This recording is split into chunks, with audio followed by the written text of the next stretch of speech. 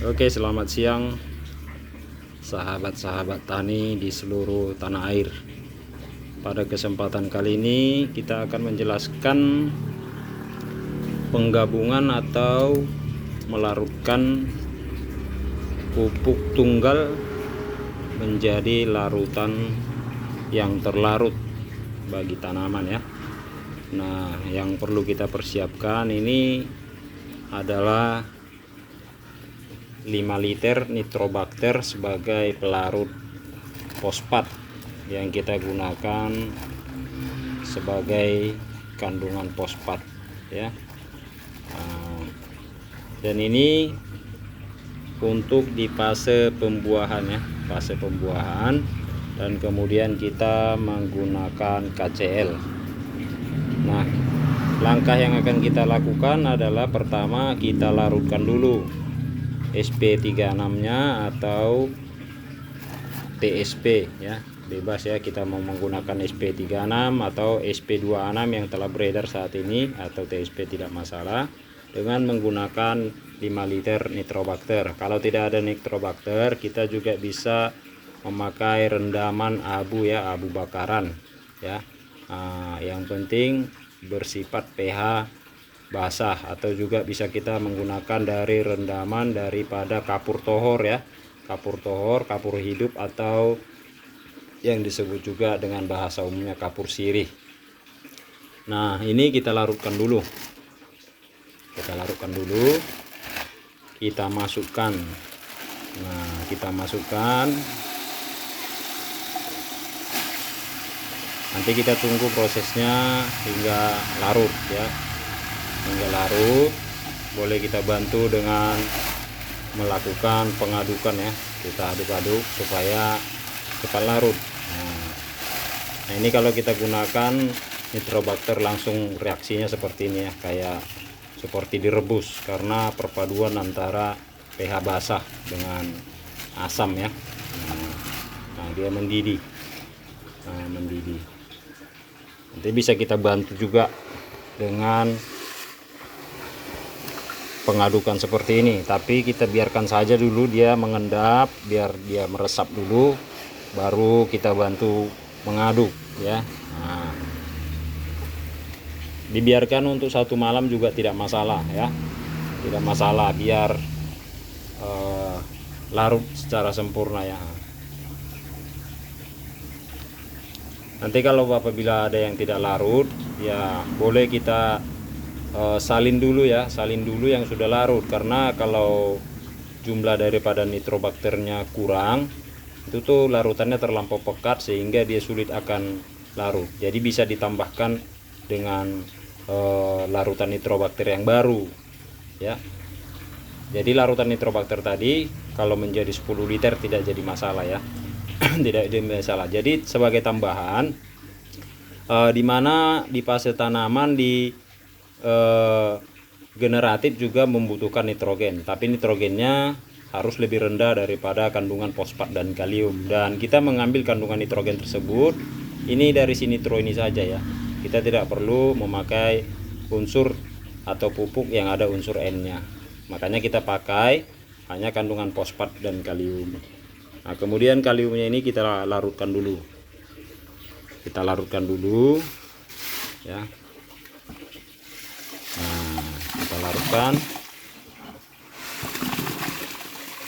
di wadah yang berbeda, karena ini kalium ini murah ya. Ini dengan air biasa saja, karena kalium ini sifatnya mudah larut, berbeda dengan kandungan fosfat ya. Jadi ini kita lainkan dulu, Nah, kita larutkan.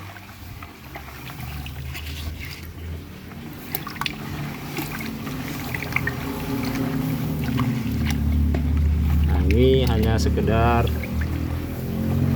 diaduk selama lebih kurang daripada 5 atau 10 menit. Ini sudah pada cair semua ya. Kalau untuk ini 5 kilo,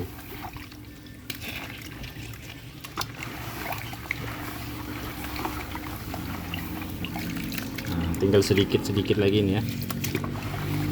Nah, Jadi kita aduk sampai larut. Jadi setelah benar-benar larut, dan ini SP36 nya juga sudah benar-benar larut. Kalau supaya lebih larut sempurna, sebaiknya kita peram aja ya, kita diamkan 1 malam. Nah, mungkin daya larutnya akan lebih tinggi, karena ini setiap kita aduk dia akan bereaksi lagi ya. Jadi dia dikikis secara pelan-pelan, karena ini kan terlampau banyak dibandingkan dengan larutan nitrobakternya. Nah, ini masih keras ya, belum benar-benar meresap. Nah, jadi setelah larutan ini larut, baru kita mix atau kita gabung dengan larutan KCl tadi ya. Nah, dengan larutan KCl tadi atau kalium. Nah, kemudian ini kita jadikan larutan induk. Nah, untuk aplikasinya kita nanti bisa ukur ya.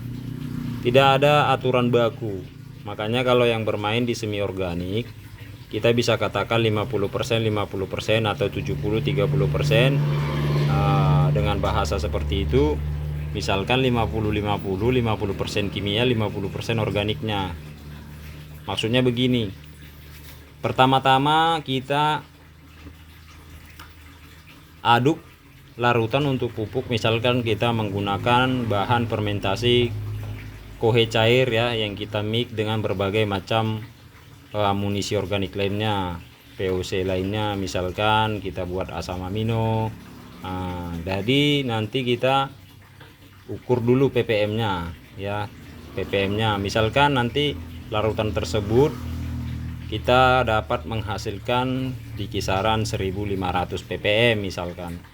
Nah, kemudian aplikasi untuk tanaman kita mau menggunakan ppm di 2500, maka untuk 1000 ppm-nya kita hanya menambahkan larutan induk ini, larutan induk dari pupuk kimia.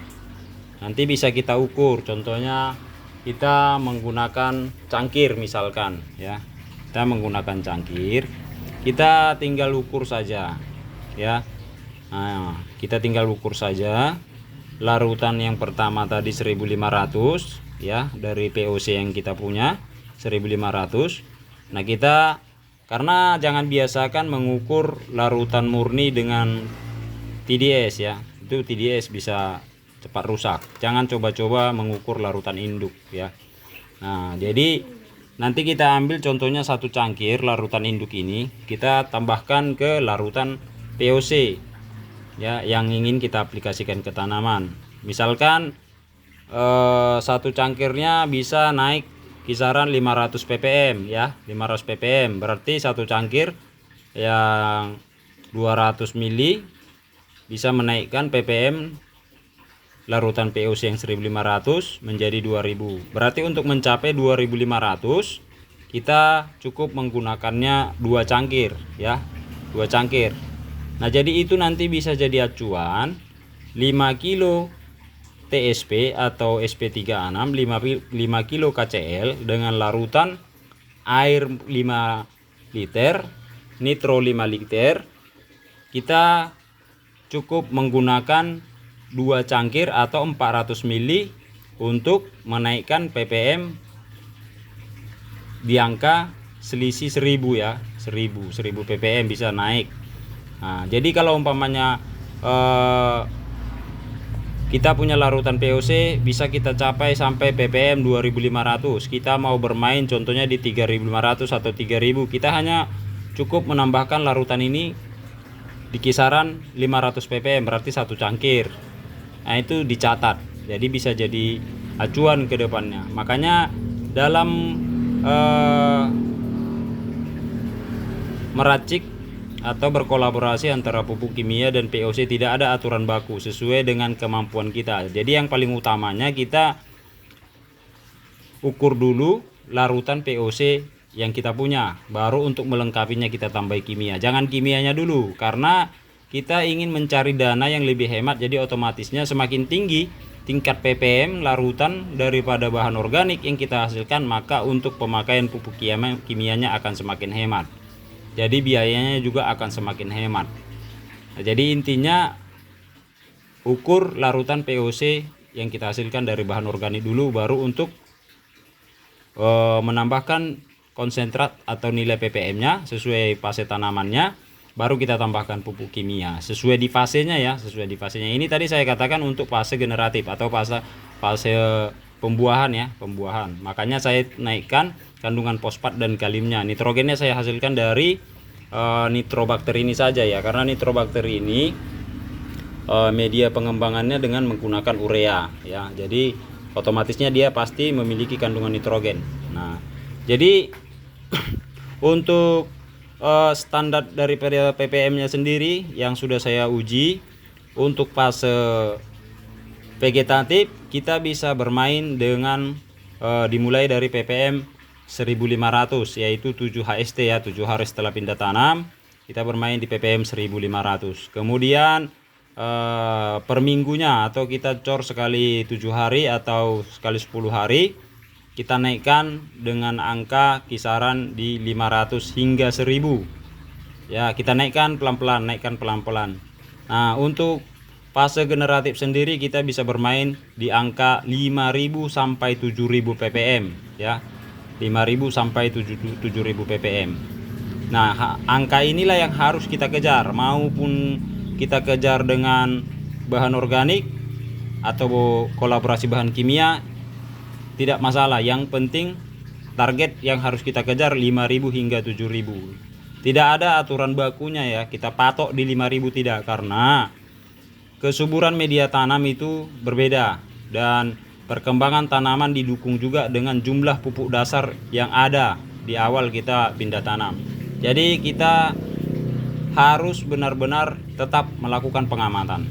Nah, ini 5 kilo TSP, 5 kilo KCL, 5 liter nitrobakter ya.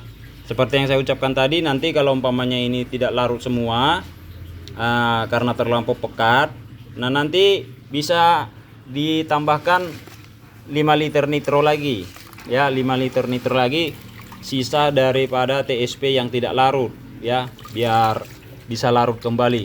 Nah, jadi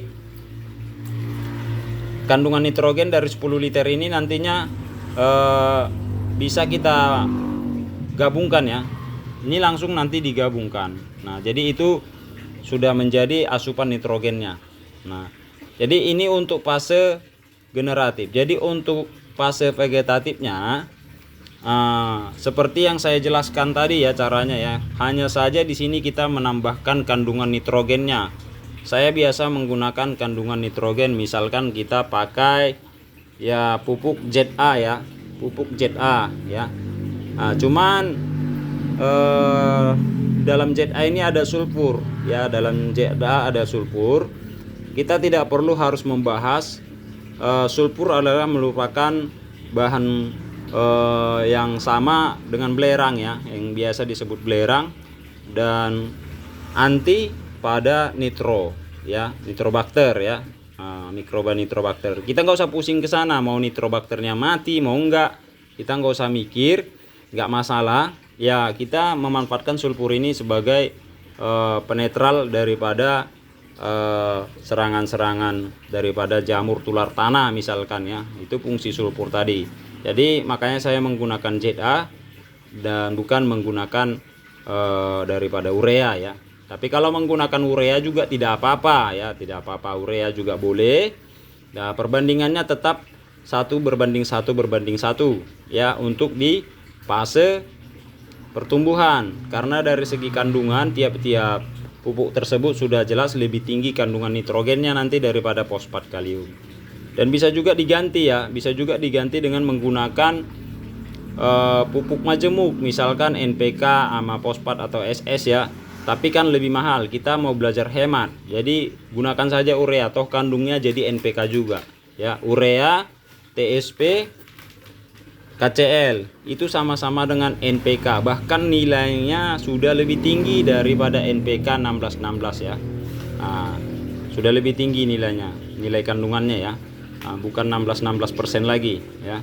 Jadi tinggal mengganti aja ya. Tinggal mengganti ini untuk generatif, karena cabai saya sudah mau masuk ke generatif. Makanya saya tidak update untuk fase vegetatif. Nanti bisa kita update ini karena ketepatan kita mau melakukan pemupukan untuk di fase generatif awal ya, masih di generatif awal. Jadi kita tinggal tambahkan aja nanti urea ya, atau ZA juga boleh, dengan perbandingan 1:1:1 antara fosfat dan kaliumnya. Dan untuk aplikasinya sama ya, kita campurkan dulu pada larutan POC ya. Pada umumnya POC apa yang bisa kita hasilkan, misalkan ada asam amino, rendaman kohe cair, atau POC gulma, ada juga yang POC lainnya.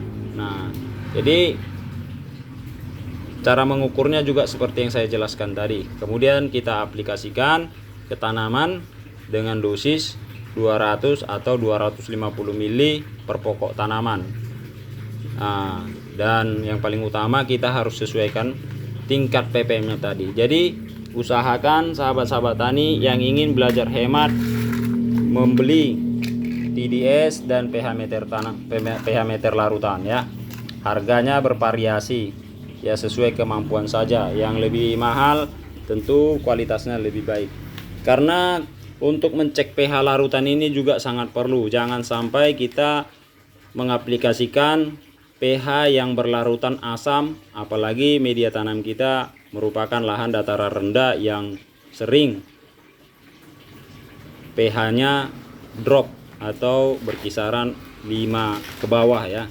Jadi dengan mengaplikasikan larutan yang asam akan membahayakan pH daripada lahan kita sendiri. Jadi usahakan tetap dicek pH-nya. Dan untuk menaikkan pH larutan ini, kita bisa menambahkan larutan nitro tadi, atau gunakan saja larutan kapur tohor ya, atau bisa juga dengan menambahkan abu ya, menambahkan abu bakaran kayu, bakaran sekam, yang penting abu ya, penting abu. Bahkan kita juga bisa tambahkan dari rendaman limbah karbit kalau untuk menaikkan pH, menaikkan pH atau menaikkan keasaman, untuk menetralkan keasaman daripada larutan induk ya, larutan induk atau larutan pupuk yang akan kita aplikasikan, baik itu pupuk kimia tunggal ataupun yang dikolaborasi dengan POC ya.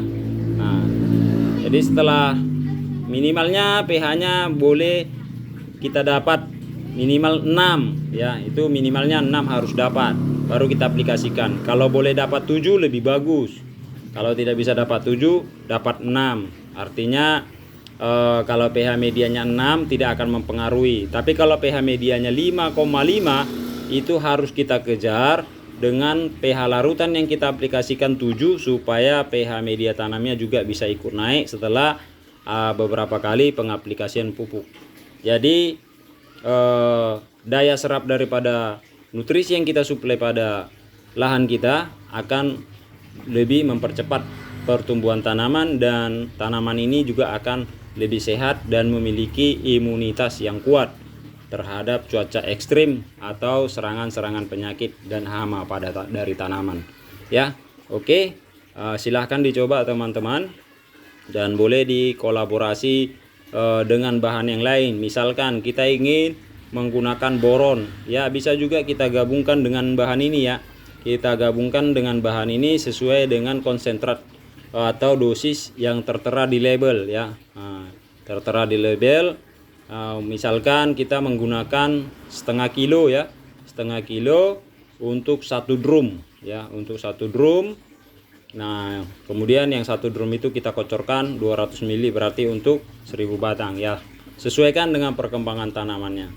Nah, jadi kalau yang tidak punya TDS teman-teman, ini 5 kilo bahan pupuk jadinya 10 kilo.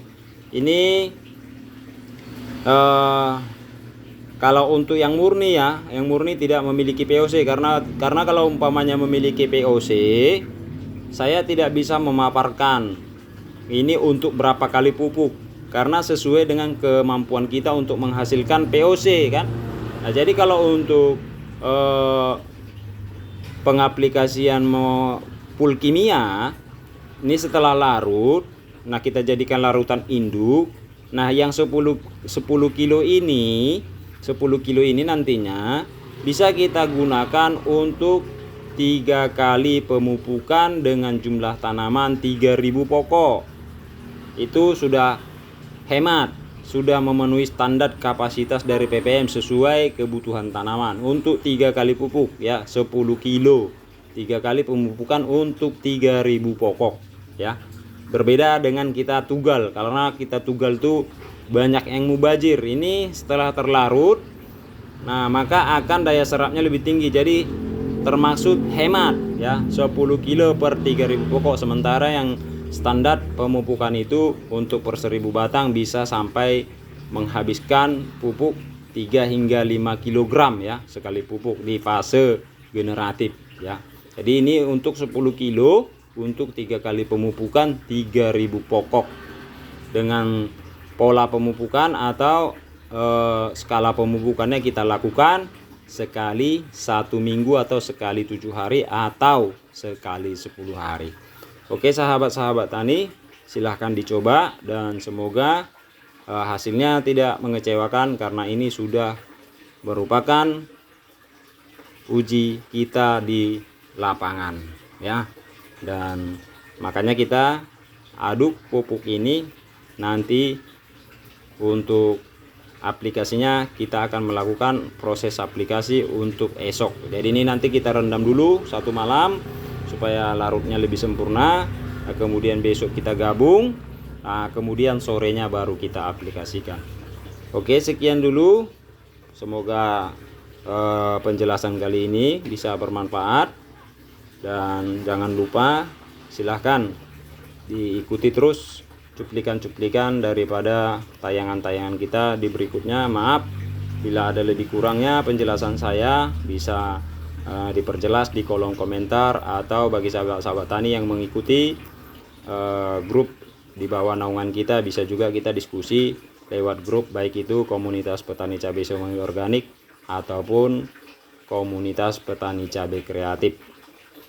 Oke, sekian dulu dari saya, semoga bermanfaat dan berkah, dan sukses selalu buat sahabat-sahabat tani. Salam.